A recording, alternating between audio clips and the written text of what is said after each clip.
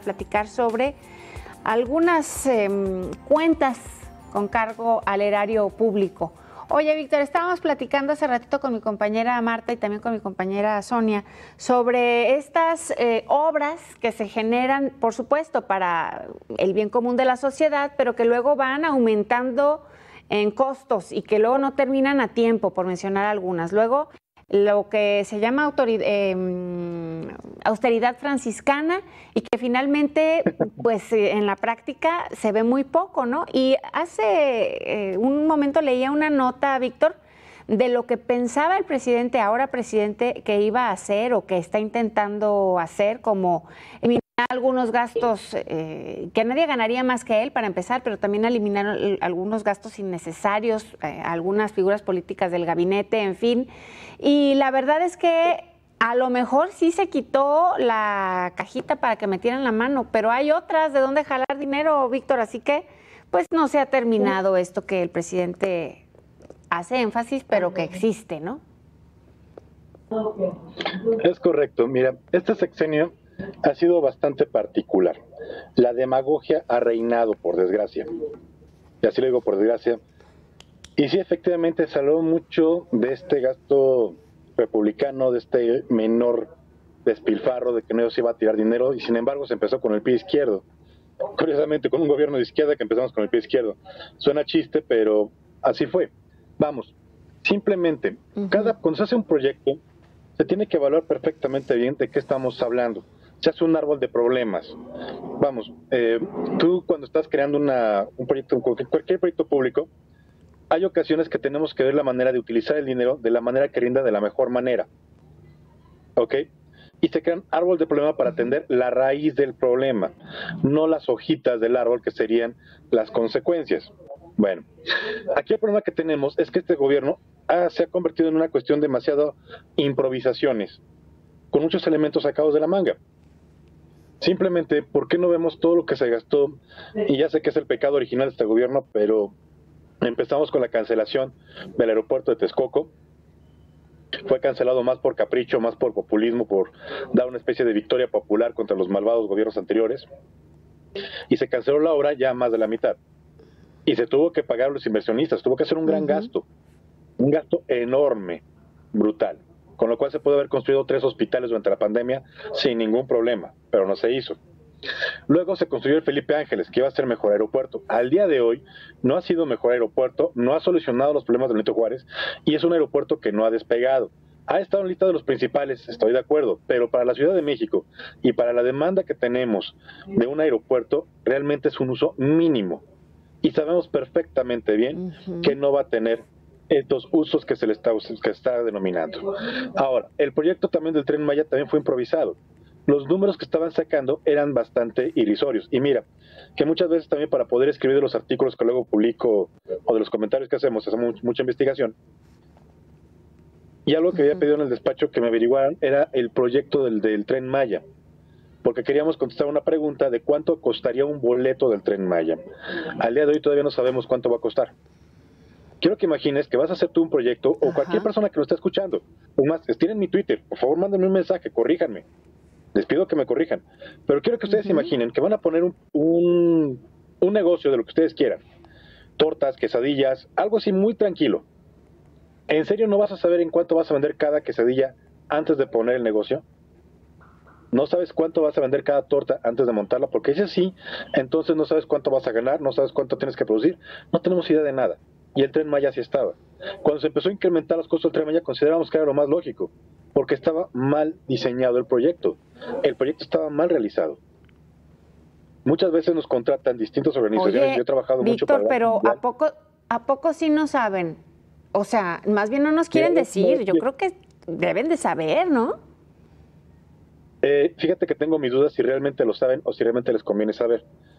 Pero con el Tren Maya hubo demasiados errores desde la ruta, que una ruta, sí teníamos derechos de vías ganadas y eran rutas históricas del gobierno, pero se les olvidó que fue una ruta que el primero que la consiguió fue Porfirio Díaz y no por nada López Mateos paró este proyecto. o sea, está más relacionado con la guerra de castas que con el desarrollo turístico de Cancún. Y podemos ver que muchas ciudades muy importantes de la península quedaron fuera del Tren Maya, o están atravesando zonas indígenas y no por nada, los del ZTL están muy molestos, o ahorita los carteles están diciendo que el Tren Maya beneficia a un cartel y perjudica a otro. Eso es parte de la violencia que se ve en el sureste. También cuando se hace un proyecto, todo eso que estoy hablando se tiene que medir y se tiene que prever. Cuando es un proyecto de esa magnitud, no son nada más de a ver qué se me ocurre hacer y los voy sacando. Entonces, automáticamente todos estos proyectos están mal diseñados. Te lo digo porque lo que me ha tocado a mí evaluar proyectos para Banco Mundial, no solamente México, sino en Centro y Sudamérica, siempre tenemos que ver todo el proyecto, evaluarlo y analizarlo antes de dar aprobación, antes de dar luz verde. También por eso muchos proyectos se quedan en el tintero, muchos, miles, carreteras, puentes, etcétera, porque no puedes tener elefantes blancos que te salen más caro. Aquí ya tenemos uno que es el AIFA, y es un mamut blanco que nos va a salir muy caro.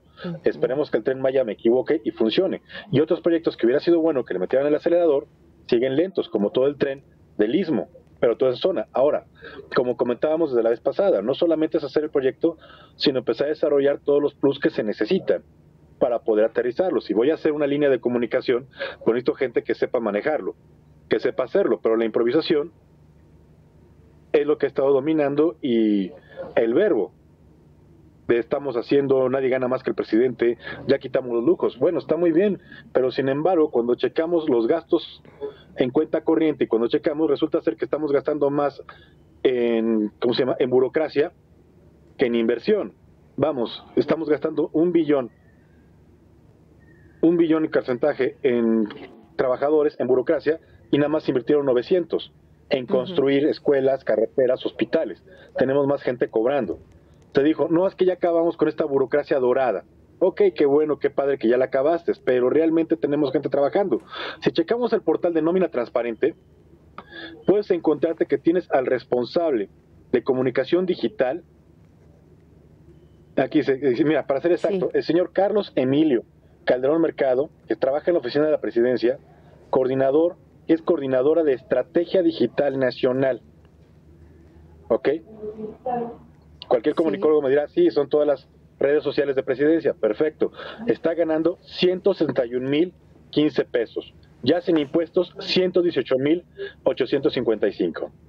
Y está en el portal de función pública de nómina transparente. O sea, para un community manager, qué buen sueldo tiene.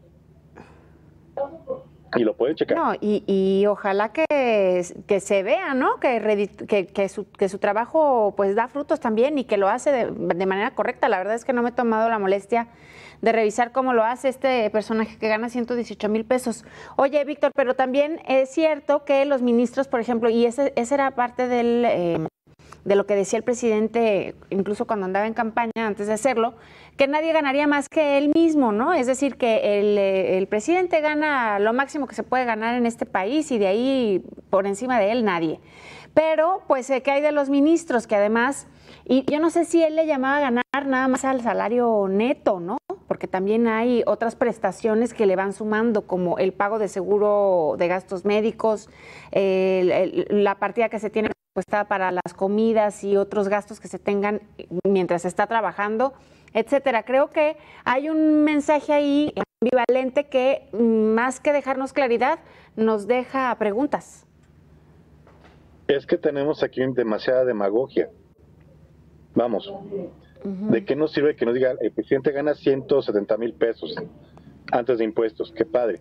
Y la cuenta que tenemos de su comida, su ropa, sus gastos médicos, la renta de Palacio Nacional, todas las modificaciones que tuvieron que hacerse para que pueda estar viviendo en Palacio. Sí, había un departamento que había construido el presidente Calderón, estoy de acuerdo, pero también una cosa es tener un departamento para en caso extremo tenerse que quedar a dormir ahí, y otra cosa es vivir ahí. Todo el gasto que fue ahorita convertir a Los Pinos en un centro turístico, que para mí es un desperdicio lo que están haciendo con ese edificio, con todos los edificios que conforman Los Pinos, y todo lo que significa tener que vivir en un palacio, porque se nos olvida que Palacio Nacional es un palacio virreinal y fue modificado por Maximiliano, o sea, algo tranquilo no es, y es una verdadera belleza. Si los mexicanos no fueron en 2010 a los recorridos, híjole, qué tonto, porque se perdieron de ver unos edificios más hermosos que tenemos en este país y probablemente en el continente americano, todo el continente. Luego, no estamos tomando muchos gastos de su vida diaria que se toman. Sí, efectivamente, hay ministros que ganan muy bien, pero también aquí tengo que entender algo. En teoría, a un ministro de la Suprema Corte en México, en Europa o en Estados Unidos, en cualquier país, le tengo que dar un sueldo bastante alto. Número uno, porque en teoría es el mejor abogado del país. En teoría. Y en teoría también tengo que ver la manera de blindarlo para que no sea tentado por la corrupción. En teoría. Bajo ese esquema es que vamos teniendo estos elementos. También a ciertos funcionarios los voy blindando para que cuiden su trabajo y no busquen ingresos de otra manera, haciendo uso de sus prestaciones o haciendo uso de su poder. Ahora, ¿cuál es el otro problema que tenemos? Oye, que la burocracia ha crecido. Sí. Sí, por favor, dime. Dime. Te escucho. No, Víctor, nos está comiendo el tiempo y yo creo que además de plantear aquí los problemas que tenemos con este tema de cargo al erario, de cosas con cargo al erario, pues digamos que hasta ahorita no se vislumbra un horizonte distinto, ¿no? En el ocaso de la presidencia y pues casi que nunca. Nunca, porque tenemos el gobierno más opaco de la historia. Tenemos el gobierno que ha sido menos transparente. E inclusive el gran fracaso de este gobierno es que en lugar de tener indicadores que nos digan que efectivamente se ha vencido la corrupción, al contrario, México sigue siendo de los países más corruptos y avanzamos. O sea, la estrategia está como en seguridad pública, no ha funcionado porque los indicadores muestran otra historia, que esos indicadores no son narrados durante la mañanera. Entonces, ¿de qué me sirve decir un gobierno franciscano, un gobierno que no gasta, un gobierno cuando estoy gastando más en una burocracia ineficiente? Y tanto es ineficiente que yo los invito a que manden una cámara afuera de cualquier oficina del SAT y vean la gente, la cola que está haciendo, qué tan difícil fue conseguir una cita para ir al SAT. Y a veces hay gente que tiene que pagar 800 pesos para conseguir una cita adelantada, porque también hay corrupción. Sí. Y estamos hablando de gente que quiere literalmente pagar sus impuestos. O sea, es ridículo que a veces tengamos estos problemas para poder pagar. Pero es parte de lo que tenemos. Y también va muy relacionado con otros temas que hemos estado hablando en este medio, como cuestión informal. Pero es parte de lo que tenemos. Un sexenio de demagogia, de improvisación, y la verdad, un sexenio que si tomamos el discurso de la realidad ha fracasado. No sé tú cómo lo veas. Sí.